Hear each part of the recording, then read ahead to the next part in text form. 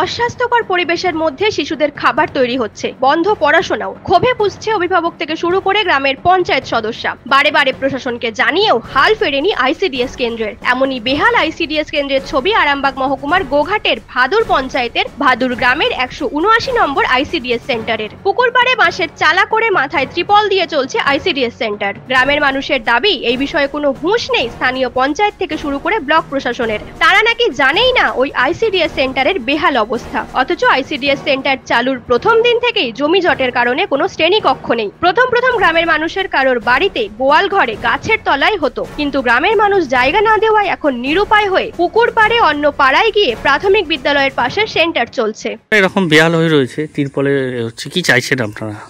হ্যাঁ, আইসিডিএস একটা বাড়ি করতেই হবে। ছেলেরা তো এই তিরপলের ঘরে রান্না হচ্ছে, এটা অসুবিধা তো। হ্যাঁ, 100। কি চাইছেন আপনারা? চাইছি একটা ঘর, একটা কল। নিজস্ব আইসিডিএস সেন্টার তো নেই না, এই স্কুলের জায়গা থেকে করে। হ্যাঁ, এটা স্কুলেই যাই।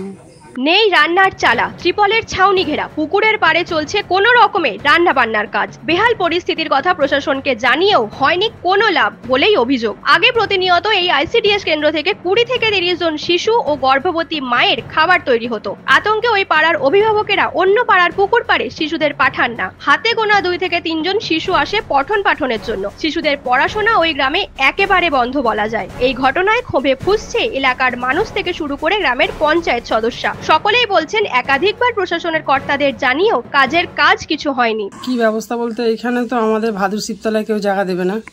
একটা অনেক করে আমার ভাসুরকে বলে অনেক কিছু করে একটা জায়গার ব্যবস্থা করেছি। যদি এবার ওইটা আমাদের থেকে দেয় কিছু ব্যবস্থা, তাহলে ওইখানে স্কুলটা, ওই আইসিডিএস স্কুলটা অনেক চালু। হ্যাঁ, পঞ্চায়েতেও জানিয়েছি বা বিডিও অফিসেও জানিয়েছি।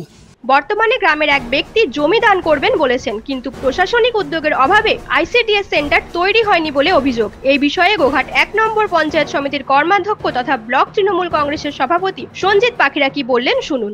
আমরা ইতিমধ্যে পঞ্চায়েত সমিতির তরফ থেকে আমরা সিদ্ধান্ত নিয়েছি যে কতগুলি আইসিডিএস কি অবস্থায় আছে। তো আপনার ভাদুরে যে 179 নম্বর আইসিডিএস সেন্টার, সেখানে একটু জমি জট আছে।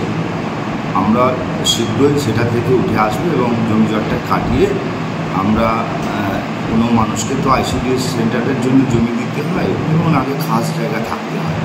তো সেই জায়গাটা আমরা খুব তাড়াতাড়ি সেই সমস্যার সমাধান করে আমরা আইসিডিএস সেন্টারটা।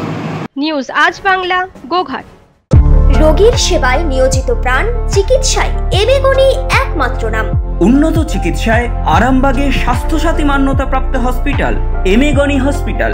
এখানে রয়েছে 24 ঘন্টা চিকিৎসা পরিষেবা, দিবারাত্রি রোগী ভর্তি, উন্নত মানের আইসিসিউ, এইচডিইউ সহ বিভিন্ন জটিল অপারেশনের সুব্যবস্থা। আমাদের ঠিকানা কোট রোড, আরামবাগ, হুগলি। যোগাযোগ 8640955066 অথবা 03211255222। এমেগনি হসপিটাল, আপনার সুস্থতাই আমাদের সাফল্য।